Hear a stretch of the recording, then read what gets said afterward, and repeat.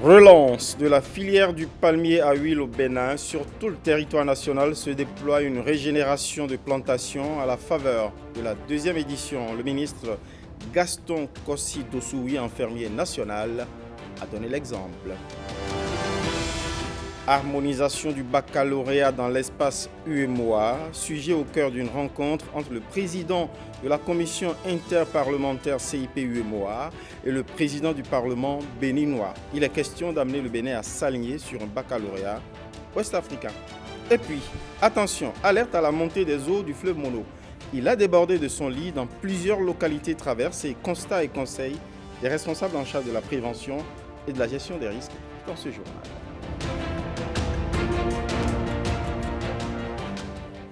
Bonsoir à tous, bienvenue à ce JT 20h. Audience à l'Assemblée nationale. Le président de la commission de l'UEMOA a été reçu par le président du Parlement béninois. Le nouveau président de la commission de l'UEMOA est allé faire ses civilités au président de l'Assemblée nationale du Bénin, M. Louis-Yves Lavonu. Louis-Yves Lavonu et Abdoulaye Diop ont échangé sur des questions de coopération sous-régionale. Suivons. Ça a été une visite très fructueuse. Nous avons parlé de l'Assemblée nationale, nous avons parlé du fonctionnement de la commission de l'UEMOA, nous avons parlé de l'évolution institutionnelle possible de ce comité interparlementaire, la problématique du Parlement de l'UEMOA, etc., les enjeux économiques de l'heure. Voilà, donc nous avons discuté de toutes ces questions-là et le président a soulevé des questions très importantes liées également à l'enseignement supérieur que nous avons bien noté et questions sur lesquelles nous travaillons déjà, mais sur lesquelles nous allons réfléchir davantage pour trouver de nouvelles pistes de prise en charge de ces préoccupations-là, pour prendre en compte les préoccupations des parlements, mais comme je l'ai dit, aller toujours dans le sens de la satisfaction, disons, des besoins et des préoccupations de nos populations communautaires. Au-delà des civilités, le président de la commission interparlementaire CIP-UEMOA est allé, lui, discuter baccalauréat avec le président du Parlement béninois, Gouakoun Noël Toé, est venu obtenir de Louis-Yves Lavonu qu'il fasse le plaidoyer auprès du gouvernement béninois pour un baccalauréat harmonisé dans l'espace UEMOA. Suivant. Nous avons fait le point au niveau du Bénin, l'expérience béninoise en matière d'harmonisation de la mise en œuvre de cette directive. Et quels sont les défis, quelles sont les perspectives et les difficultés rencontrées. Parce que l'harmonisation du bac est une obligation pour l'espace UEMOA.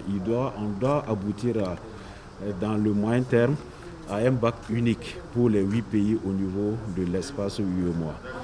Ensuite, nous avons analysé la transposition des directives.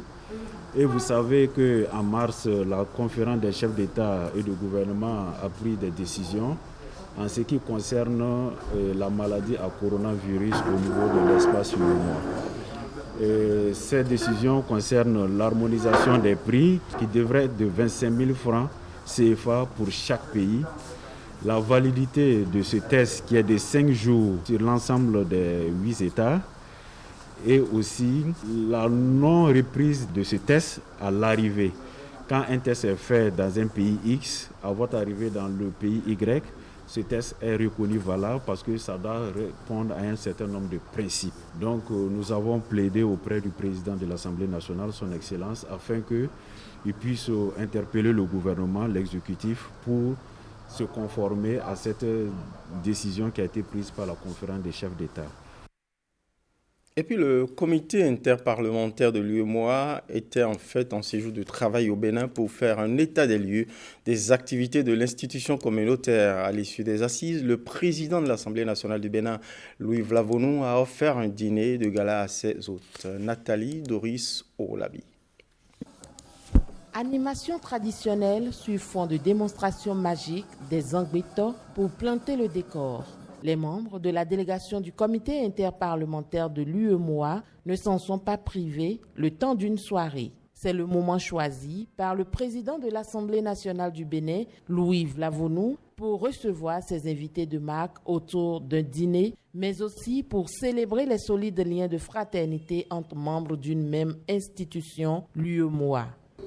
Je voudrais saluer une fois encore la tenue de vos assises, consacrées entre autres aux questions relatives à l'harmonisation du baccalauréat et à la mise en œuvre des directives communautaires par les États membres de l'Union. Je voudrais célébrer les valeurs et principes qui nous guident et qui incarnent les fondements de notre union en levant mon verre et en portant un toast à l'amitié indéfectible entre nos peuples. Je profite de l'occasion pour remercier l'ensemble des membres du CIP et moi, les députés ici, parce qu'au lendemain de l'attaque, j'ai été encouragé. J'ai reçu beaucoup de mots d'encouragement et de compassion. Soyez-en remerciés. Oui, nous devrons travailler main dans la main, pas en autarcie. C'est en cela que nous allons relever les défis qui nous sont communs. Un moment de partage rythmé par des tableaux riches à la couleur de la culture béninoise. Autant que l'administration centrale de l'État, celle de l'Assemblée nationale est en quête de modernisation. Rien de tel qu'une retraite studieuse à grand popo pour se pencher sur l'avant-projet de l'étude consacrée à ce chantier. Une retraite besogneuse sous la présidence effective du premier responsable du Parlement béninois, Louis Vlavono. On suit le reportage de Firmin Bassao. C'est pour rendre plus dynamique l'administration parlementaire que le président de l'Assemblée nationale, Louis Vlavono, a commandité depuis septembre 2020 des réflexions aux responsables administratifs. Après plus de 2 décennies d'application, la décision 98-367 du 6 août 1998 portant attribution, organisation et fonctionnement du secrétaire général de notre institution a révélé ses limites, tant structurelles qu'opérationnelles, limites qui constituent en fait la preuve de ce que ce texte nécessite un toilettage pour l'adapter aux exigences d'un Parlement moderne que le président de l'Assemblée nationale, avec l'appui des membres du bureau, s'évertue à mettre en place depuis le début de cette législature. Résolu à atteindre ce noble objectif, le président Louis Vlavono a rappelé sa détermination à œuvrer à la redynamisation du fonctionnement de l'administration parlementaire. Le bureau que je préside s'est engagé à revisiter le fonctionnement et la structuration organisationnelle de l'administration parlementaire afin de la rendre plus dynamique et plus flexible en tenant compte de l'environnement complexe dans lequel elle évolue. La validation de l'avant-projet de décision pourra, au terme du processus, contribuer à instaurer un Parlement de type nouveau, capable d'apporter des services de qualité aux élus de la nation. Une question, quel bilan peut-on faire aujourd'hui de la gestion par la HAC? La HAC, c'est la Haute Autorité de l'Audiovisuel et de la Communication, et bien de la campagne médiatique de l'élection présidentielle d'avril dernier. Cette question est passée au crible par des responsables d'organes de presse, des représentants des duos des candidats et de la Commission électorale nationale autonome. Ramatou Lawani et Enoch Rumpati nous révèlent ici les ressorts de ces assises bilan.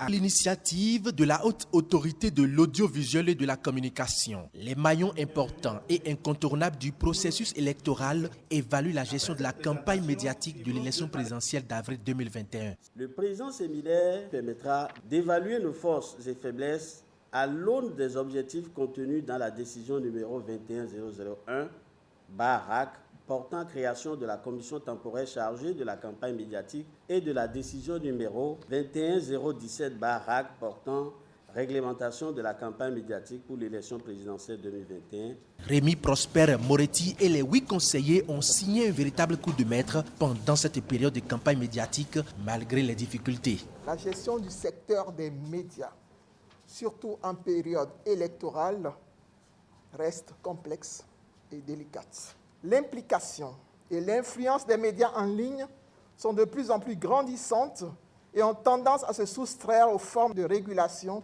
que met en place la HAC à travers ses décisions. Acteurs des médias, je vous présente mes remerciements pour cet exercice réussi de responsabilité et de professionnalisme pour le traitement et la diffusion des informations, toutes choses qui font davantage de vous les vrais acteurs de la paix dans notre pays. Les travaux au cours de ce séminaire vont consister non seulement à poser le diagnostic adéquat, mais aussi et surtout à proposer des approches novatrices pour une meilleure organisation des prochaines campagnes médiatiques des élections. Nous attendons de toutes et de tous une attention soutenue et une réelle proactivité.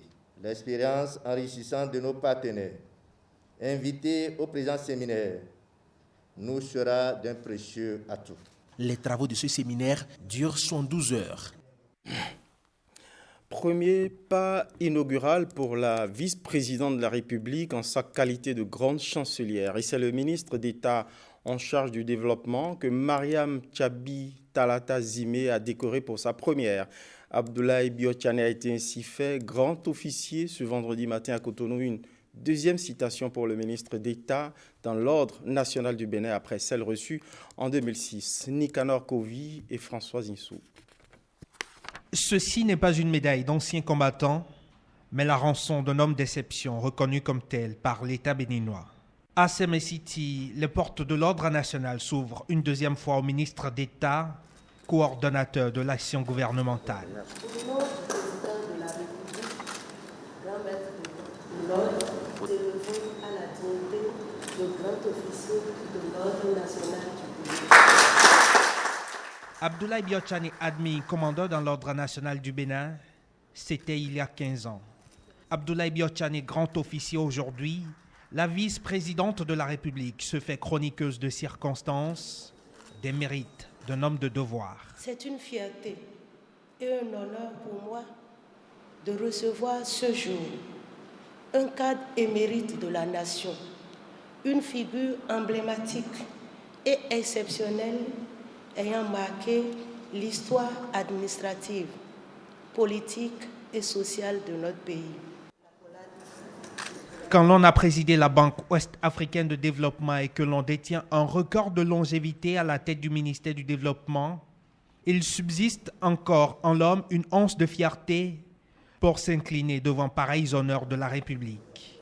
Ainsi en est-il d'Abdoulaye Biotchane, même doublement décoré. Je mesure les responsabilités qui sont les miennes et qui m'imposent encore plus de sacrifices au service de notre nation commune. Permettez-moi de vous dire combien cette marque de considération de la République me touche. Deux citations dans l'Ordre national du Bénin et les insignes de la République pour saluer le mérite d'un économiste devenu homme d'État. Plus que les symboles, à un grand homme, la patrie reconnaissante. Invité d'honneur de l'Institut universitaire ESM Bénin, le porte-parole du gouvernement Wilfried Léandre Ngwedi est allé à la rencontre au-devant des attentes des étudiants de cet institut qui voulaient en savoir un peu plus sur ce que le gouvernement leur réserve. Ont-ils été, ces étudiants, comblés pour avoir invité l'orateur Ngwedi à leur séminaire spécialisé? Visiblement, oui, nous disent, dans leur sujet, Marcel Arossi et Michel Legbe. Action gouvernementale expliquée sans langue de bois à étudiants curieux, laissons-nous édifier. Il ne voulait plus que cela s'arrête, tellement les propos de l'hôte étaient passionnants. Le choix qui a été fait, c'est celui de créer les conditions minimales pour asseoir le développement du pays et ainsi amorcer l'amélioration des conditions de vie des populations dans leur ensemble et des plus jeunes en particulier. À ces jeunes sortant ou bientôt sortis des entrailles de l'école supérieure de management, mais aussi d'autres centres universitaires intéressés, le porte-parole du gouvernement expose les vraies raisons qui justifient l'action publique depuis 2016. Il était l'invité d'honneur d'un séminaire spécialisé qui a vu passer avant lui des patrons d'entreprises privées. La finalité d'une formation, c'est quoi? Vous avez le diplôme et il faut l'insertion professionnelle. Nous avons fait appel à des patrons d'entreprises à des responsables d'entreprise pour venir expliquer à nos apprenants les dispositifs dans lesquels il faut être pour pouvoir affronter le monde de l'emploi en ce qui concerne les entreprises privées. En ce qui concerne maintenant l'État, il y a le porte-parole du gouvernement qui est venu partager avec les apprenants l'ensemble des dispositifs que l'État a mis en place pour accompagner donc la jeunesse. À la fin, la satisfaction était totale ou presque. J'ai très envie de recommencer s'il le faut. Ça a été vraiment génial. Particulièrement pour ce séminaire, pour ce dernier séminaire de l'année, je me sens très en joie par les enseignements que nous avons reçus. Je prierai que cela ne se limite pas seulement au niveau de l'UMS Bénin. Ici, où le chemin vers l'emploi est affiché comme credo, cet exercice qui a lieu pendant et à la fin de l'année académique est en passe de devenir statutaire. Une longue tournée attend donc Wilfried Lanhoumbeji à travers les instituts universitaires du Bénin. On reste dans l'éducation pour parler du certificat d'études primaires, diplôme qui permet à l'écolier de changer de statut et d'aborder fièrement son titre de collégien. Mais au Bénin, de plus en plus de personnes pourtant se demandent, face aux mutations du monde actuel, si cet examen vaut toujours la peine d'être passé. Plusieurs préoccupations derrière ce questionnement. Dans ce reportage de Maxi Agla et d'Igor Ayossor, on va explorer quelques enjeux. Mesdames et messieurs les chefs de centre et de surveillants de salle, observez le strict respect, vous aussi, des règles d'éthique et de déontologie pour assurer, comme toujours, la crédibilité de nos diplômes. Crédibilité du CEP donc, il s'agit là du tout premier diplôme de l'apprenant. Son importance, même aujourd'hui, reste majeure pour les uns, mais mineure pour les autres. La question est discutable. La suppression de cet examen a des avantages et des inconvénients. L'avantage, c'est que cela coûte très cher à l'État et le supprimer nous fera quand même assez d'économies. L'inconvénient, c'est que les enfants risquent de ne plus se prendre très au sérieux, les maîtres également. Vous allez constater que tout enfant qui attend un examen se met toujours au travail. Supprimer le CEP, c'est livrer nos enfants aux instituteurs indélicats. Je ne dis pas tous, indélicats. L'élève saura qu'en gonflant ses notes, il va passer en classe supérieure. Alors que quand l'examen est là, il sait qu'arrivé à un niveau donné, il va passer un examen. Et l'examen là, ce n'est pas le maître de la classe qui fait les épreuves. C'est un conseil d'instituteur ou bien de professeur qui fait les épreuves. Donc ça permet à l'enfant de juger sa capacité. Faut-il le rappeler? Dans le cas du CEP et du bac, l'écolier ou l'élève qui échoue à son examen se voit obligé de reprendre la même classe l'année prochaine. Retour dans ce journal sur l'annonce de cette embellie de trésorerie pour les PME béninoises. Le gouvernement leur apporte un sourire en proposant de raccourcir les délais de paiement de leurs créances de 60 à 30 jours. Les impacts vont au-delà de ce qu'on peut imaginer comme souci de trésorerie, nous confient des chefs d'entreprise rencontrés par Blaise Adampo et Donatien Falola. En observant la situation, en faisant les réajustements qu'il fallait et en passant les instructions qu'il faut, il est apparu que sous trentaine, il est possible de faire en sorte que les prestataires de l'État, notamment les PME, soient effectivement payés, que leurs factures soient traitées et qu'ils rentrent en possession de la contrepartie du service qu'ils auront rendu à l'administration. C'est une excellente nouvelle et ça nous a agréablement surpris parce que c'est une réforme qui avait été demandée par les entreprises depuis tous les régimes précédents. Donc c'est une nouvelle qui a été agréablement surprenante et qu'on a beaucoup apprécié. Quand vous êtes vite payé, vous pouvez courir à d'autres marchés, vous pouvez courir vers d'autres portes. Si vous avez besoin de l'argent pour tout le temps tourner. Mais si vous arrivez vous-même à trouver les moyens pour exécuter complètement un marché, et le paiement reste des mois, 3-6 mois sans être payé, vous êtes bloqué. Financièrement, vous êtes bloqué. Même la banque ne vous accompagne pas véritablement dans votre exercice. Mais si l'État arrive à rapidement payer vos factures 30 jours après, ça vous permet de courir et de réaliser d'autres marchés. Donc c'est quelque chose de très bien qui, normalement, devrait avoir un impact sur l'économie nationale, à mon avis. Ça va donner du souffle à notre trésorerie. Parce que vous savez que déjà débourser une somme quand même, c'est comme si on terrorisait nos sous vis-à-vis de l'État, et quand ça ne rentre pas de sitôt, c'est que c'est compliqué pour gérer quand même la structure et tout ça. Mais là, je pense que en 30 jours chrono, après une prestation, nous serons payés. Et là, c'est très très intéressant quand même pour les structures. Ça va aider beaucoup de structures à tenir, parce qu'il y a beaucoup d'entreprises quand même qui coulent juste pour ces situations très difficiles qui les amènent quand même à mettre la clé sous le paillasson. Cette décision a un impact social très fort, parce que si ça rejaillit sur les entreprises, ça va rejaillir sur leur personnel et par ricochet, tous ceux qui dépendent en fait de toutes les personnes qui sont employées par les entreprises. Donc c'est une décision qui aura un très fort impact social, on ne peut pas en douter. Je mettais beaucoup de temps à payer mes employés, et dans le même temps aussi, eux ne payaient pas le loyer de là où ils vivent. Vous voyez? Donc, si moi je ne suis pas payé, comment je peux toujours payer les employés?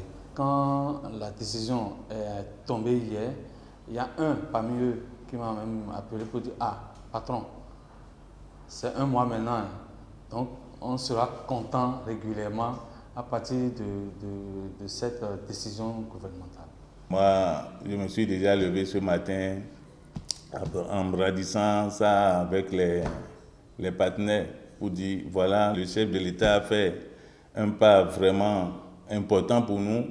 Il faut en même temps qu'eux aussi, s'ils accompagnent pour que nous ayons les paiements dans le délai. Je suis allé aussi à la banque aujourd'hui déjà voir mon chargé pour dire, bon, de ne pas s'inquiéter, parce qu'il me relançait déjà par rapport à certains dossiers. Et là, je vois à point nommé ce qui est arrivé. Donc c'est le moment pour moi de dire encore un grand merci au chef de l'État pour tout ce qu'il fait pour mettre ce pays sur vraiment une ascension de développement. Survie donc à la nécrologie entrepreneuriale, mais surtout relance de l'activité économique. On reste dans l'économie agricole pour aborder la question de la relance de la filière du palmier à huile au Bénin. Le processus suit son cours avec des opérations de mise en terre de jeunes plants menées tous azimuts à travers le pays. Dans la commune de Tofo, ce jeudi, le ministre Kossi Gaston Dossoui a procédé au lancement de la 2e édition de la campagne de plantation de palmiers présélectionnés. L'opération s'est déroulée sur un site de la collectivité à Gon sur un domaine de 10 hectares. Tout l'intérêt avec Renaud Akakpo et Marcel Arossi. Pour que le palmier à huile refleurisse partout au Bénin, il faut valoriser les vastes étendues de terres favorables à cette culture. C'est le leitmotiv du ministre en charge de l'agriculture. Sur ce domaine de 10 hectares de la collectivité à Gon, à Webo, Kossi Gaston Dossoui procède à la mise en terre symbolique de jeunes palmiers présélectionnés. Je ne vous enseigne rien, mais sur le palmier, rien ne se perd. La racine serre, le tronc beaucoup. Les feuilles, on n'en parle pas. C'est un bon fertilisant. C'est encore un substrat pour faire des champignons. Et si nous avons le goût à l'industrialisation, les vieux troncs de palmier que nous abattons, que nous brûlons, n'auraient jamais été comme ça. Nous avons choisi de faire ce lancement dans la commune de Tofo pour prendre en compte tous les autres pôles où le palmier à huile se produit. Donc on a choisi de relancer un peu l'ensemble des acteurs du secteur et de leur redonner une nouvelle façon de voir et de faire les choses pour que la filière palmier à huile retrouve vraiment cette lettre de noblesse. L'opération de relance de la filière palmier à huile dans la commune de Tofo a suscité une grande adhésion au sein des populations. Je voudrais porter la voix du conseil communal de Tofo pour exprimer à l'endroit du ministre toute la gratitude des populations de Tofo. Chers planteurs, il vous revient de jouer entièrement votre partition avec toute la dynamique requise pour que la filière palmier à huile retrouve ses lettres de noblesse dans la commune. La commune de Tofo se signale désormais comme la cité de l'espérance pour la renaissance de cette filière qui a longtemps fait la gloire du royaume de Dahomey. Si je devais retourner à l'histoire, le précurseur de la plantation économique, commerciale, industrielle, pratiquement du palmier à huile, c'est le roi Guézo. Et curieusement, en cette période de relance du palmier à huile, un autre souverain s'est déplacé à mon cabinet pour demander de l'accompagner pour installer une plantation. Nous avons accepté l'accompagner. C'est la raison pour laquelle nous avons ciblé ici.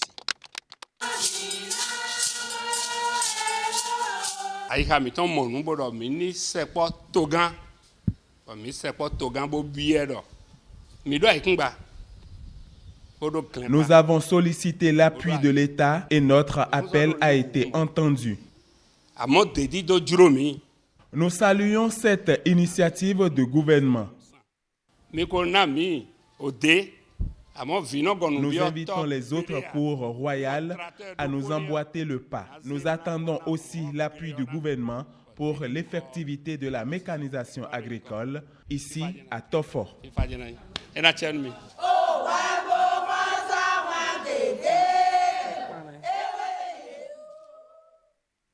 De précieux plants de palmiers pour lancer de grandes plantations de palmeraies à Ouagadougou, mais pas d'agriculture moderne sans intrants, non plus des intrants spécifiques, il en faut pour la filière maraîchère. Le gouvernement a décidé de faire don d'intrants spécifiques et de semences à l'Union communale des coopératives villageoises maraîchères de Semekodji. Le don a été réceptionné ce vendredi par le président de la Fédération nationale des organisations de maraîchers du Bénin. Rebecca Kendjaoundé, Évariste Zomarou, témoin.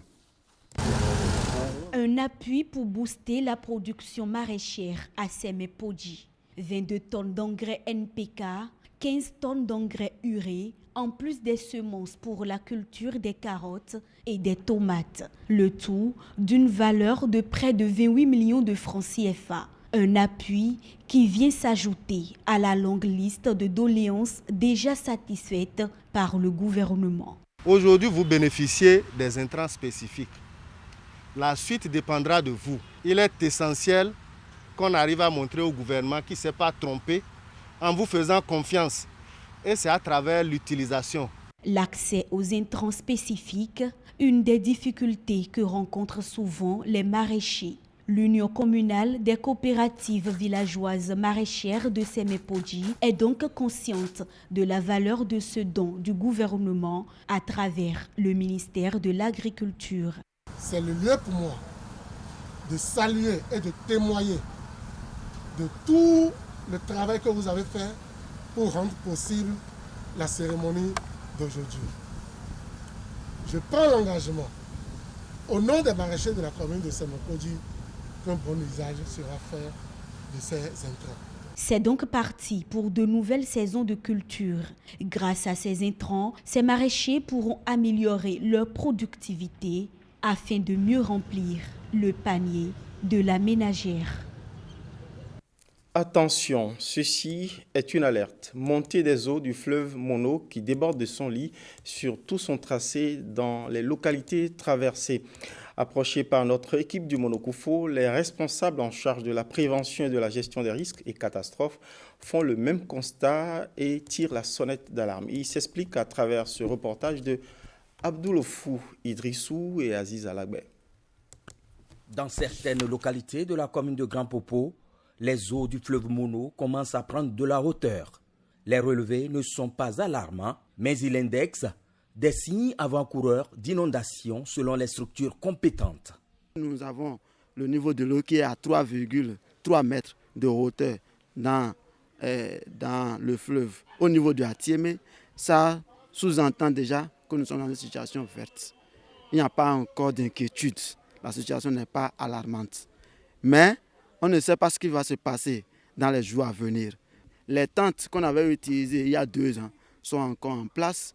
Les points d'eau qui sont sur les sites de relogement sont encore en place. Le courant électrique, on avait déjà pris ces dispositions. Nous savons que les communautés sont déjà suffisamment sensibilisées pour être déplacées.